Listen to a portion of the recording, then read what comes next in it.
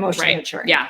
And there might be some maturity that might happen naturally with just aging, but it's usually through experiences. It's usually through consistent accountability, cause and effect thinking, having a good caregiver, those role models. Those are all things that help us mature.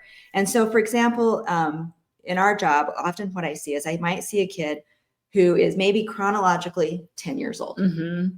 And at 10 years old, we expect you to be able to start and finish tasks. Like you have initiation. That's one of Erik Erikson's stages. You can start and finish tasks.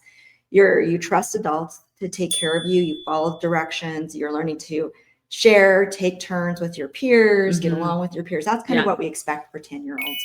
If they don't have that maturity, what sometimes I see with maybe a 10-year-old is maybe they're still at that 2 to 3-year-old developmental stage. So maybe their frustration tolerance is poor. They throw a fit when they're asked to do something hard. They don't think that they should have to do anything hard. I even had one just the other day. He said, well, you're asking me to do stuff and it's ticking me off and I shouldn't have to do that. Well, that's something that you might hear more with the 2 or 3-year-old.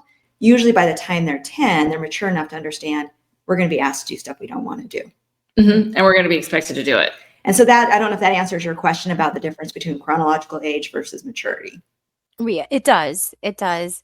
And we'll go into it a little more because we're talking specifically about children with special needs. But as you mentioned, this applies to everyone. But I want to address the support that children with special needs get in the school system and maturity. So many parents receive either an IEP or a 504 plan and expect to see the academic results around that or the progress. But maturity plays a crucial role in whether these interventions actually work.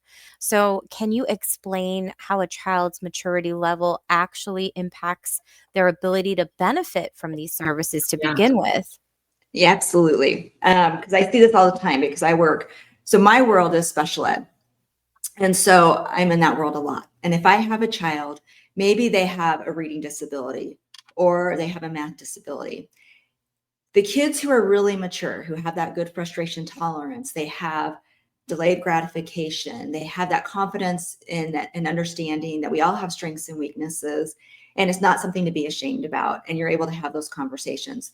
Those kids, when you provide them the support that they need, maybe you provide them extra help in reading, you give them accommodations. Maybe they have extra time, or maybe for some of my kids, they learn how to use that technology around it. So maybe they have a reading pen that helps them read so that they can learn. They can still be reading like the history books, but their reading's not getting in the way. But because they have the maturity, they're going to access those tools